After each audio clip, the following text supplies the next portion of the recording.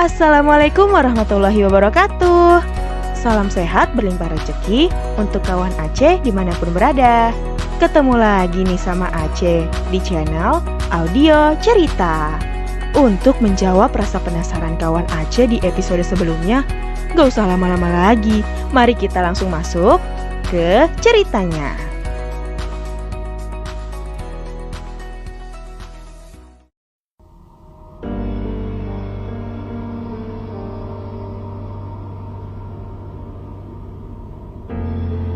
Permisi, Bu. Iya, mau cari apa, Mbak? Tanpa seorang wanita berjilbab menjawab sapaanku. Mau cari gula sekilo sama minyak 2 liter, Bu. Ditunggu ya, Mbak. Oh iya, Mbak ini menantunya Bu Ismo ya? Iya, Bu. Namanya Mbak Jumiati bukan? Nje? Maaf ya, Mbak. Mbaknya berarti yang selama ini diomongin sama ibu-ibu komplek. Maksudnya, Bu? Aduh, saya jadi gak enak nih keceplosan. Wajah Bu Erna terlihat gusar. Maksudnya diomongin gimana ya, Bu? Bisa tolong dijelaskan ke saya? Aku menegaskan suaraku. Pokoknya aku harus mencari tahu apa maksud dari perkataan Bu Erna tadi. Maaf ya, Mbak, gini aja deh. Mbak bisa masuk ke dalam sebentar. Aku menuruti permintaan Bu Erna untuk masuk ke rumahnya. Dia menutup pintu dan mempersilahkanku untuk duduk. Sebelumnya maafkan saya. Baru ketemu Mbak, udah lancang bilang seperti tadi. Mbak mau minum apa? Tidak perlu, Bu. Bisa cepat Ibu jelaskan maksud perkataan Ibu tadi. Aku mulai meradang. Jadi ceritanya saya kemarin beli bakso di warung Bu Mina. Di sana rame ada ibu-ibu lagi ngerumpi gitu, Mbak. Kebanyakan pakai bahasa Jawa, tapi saya sedikit-sedikit paham sih. Ya walaupun aslinya saya orang Padang. Aku mendengarkan cerita Bu Erna dengan sesama. Nah, di sana ada mbak-mbak yang badannya kecil, rambutnya ikal gitu. Lupa saya namanya. Ujar Bu Erna lagi. Nur, maksudnya Nur, Bu? Iya sih kayaknya, Mbak. Maaf ya, Mbak.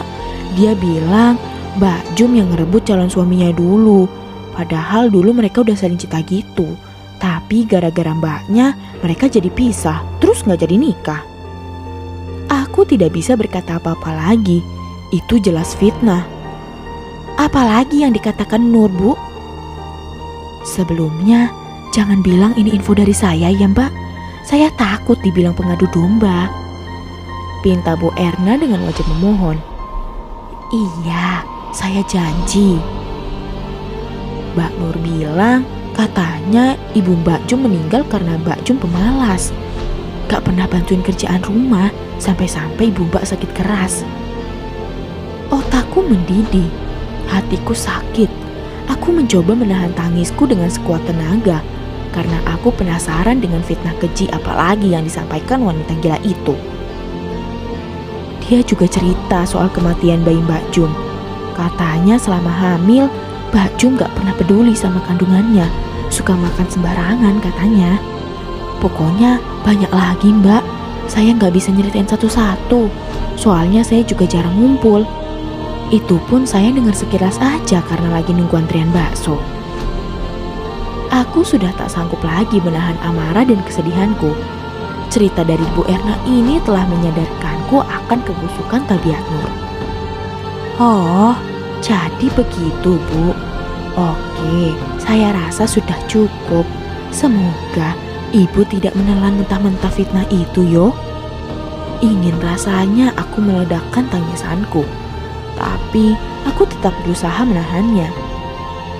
Makanya saya heran, kalau Mbak Jum emang kayak gitu, masa Mas Wiryo yang seganteng itu masih tetap bertahan sama Mbak Jum sampai sekarang? Sekali lagi, saya minta maaf ya, Mbak. Saya gak enak hati bikin Mbak sedih. Maafkan saya. Aku paham posisi Bu Erna. Dia ingin mendapatkan kejelasan benar atau tidaknya informasi itu dari aku. Apalagi berita akan keburukanku sudah menyebar kepada tetangga di lingkungan sekitar. Tapi di sisi lain, dia tak enak hati karena telah menjadi pengadu masalah ini. Ibu ndak salah kok. Saya yang harusnya berterima kasih atas informasinya, Bu. Saya bisa tahu alasan kenapa para tetangga ndak ramah sama saya. Jangan merasa bersalah yo, Bu. Aku segera pamit dengan Bu Erna setelah selesai membeli titipan ibu mertuaku. Kulirik warung Bu Minah. Rombongan penggosip itu sudah bubar. Itu berarti Nur sudah pulang ke rumah. Sepanjang jalan, aku menahan amarah dan tangis. Emosiku sudah benar-benar berada di puncak. Rasanya sudah tak sabar ingin aku luapkan amarahku kepada Nur. Nur, lidahmu sungguh tak bertulang. Kau layak disandingkan dengan ular berbisa. Aku mempercepat langkah kakiku menuju ke rumah. Keluapkan emosiku pada lembaran uang kembalian yang kuremas-remas dengan kuat. Kulihat Nur sedang asik menonton sinetron kesayangannya. Saat dia menatapku sebentar, kesempatanku untuk memperingatkannya. Kubalas tatapannya dengan keringitan alis dan seringai mataku. Dia malah membalas seranganku dengan mimik wajah meledek. Andai saja tidak ada ibu di rumah, ingin langsung aku labrak saja wanita itu. Aku berlalu menuju dapur untuk menyerahkan titipan ibu mertuaku. Aku harus berusaha sekuat tenaga untuk menyembunyikan amarahku. Ku tarik napas dalam-dalam agar aku bisa mengontrol emosiku.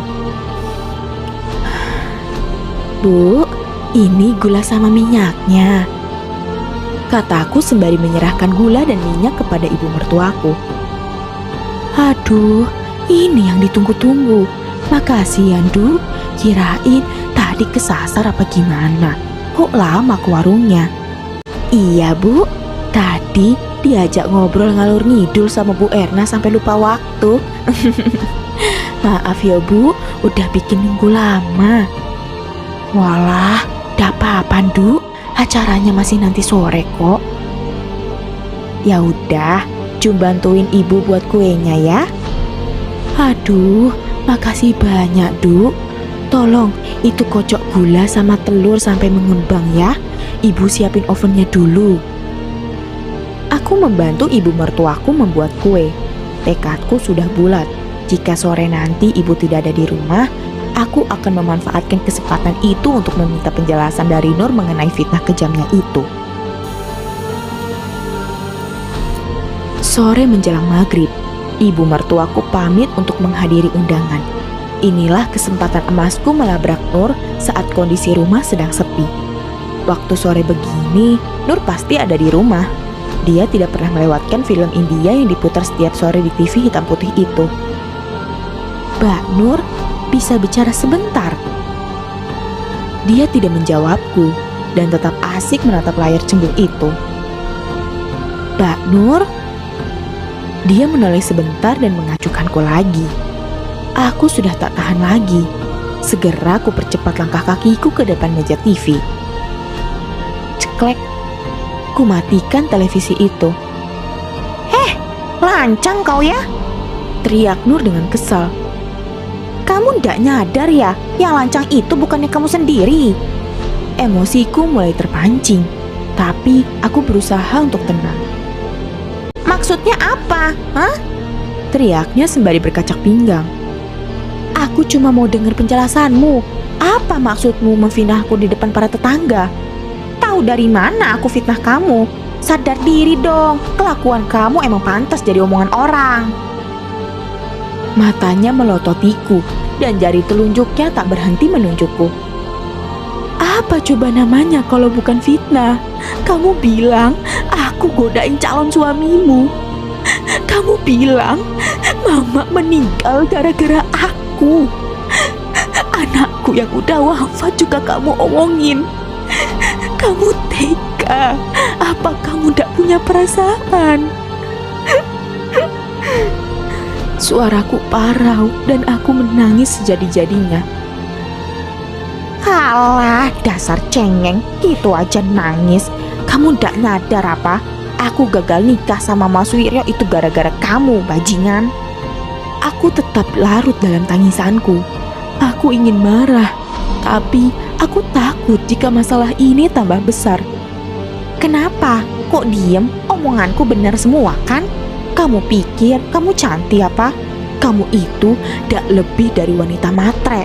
Dasar miskin, kampungan. Kata-kata kasarnya seketika menghentikan tangisanku. Aku bangkit menghadangnya.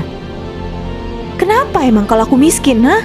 Mas Wiryo memilih aku itu bukti kalau aku lebih baik daripada kamu. Spontan, dia mendorong badanku, lalu menjambak rambutku. Badanku refleks memberi aksi pertahanan.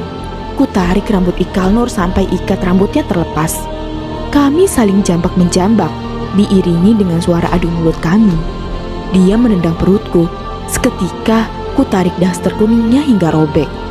Aku meluapkan semua emosiku kala itu. Aku tak peduli apa akibat yang terjadi setelah ini. Yang tersirat di otakku hanyalah membalas perlakuan kejinya. Tiba-tiba, ku rasakan ada tangan kuat yang memisahkan kami berdua. Akhirnya, kami melepaskan cengkeraman tangan kami yang sebelumnya saling tertaut. Astagfirullah, ada apa ini ribut-ribut, Mbak? Kulihat wajah kaget Pak RT tampak tidak senang. Nur masih berusaha meraihku untuk melanjutkan serangannya kepadaku. Seketika, aku mulai tersadar dengan apa yang sudah aku lakukan. Bagaimana reaksi ibu, bapak maupun Mas Wiryo setelah mengetahui hal ini. Segera kutundukkan kepalaku karena aku tahu sudah banyak tetangga yang mengerumuni kami. Ya Allah, aku malu.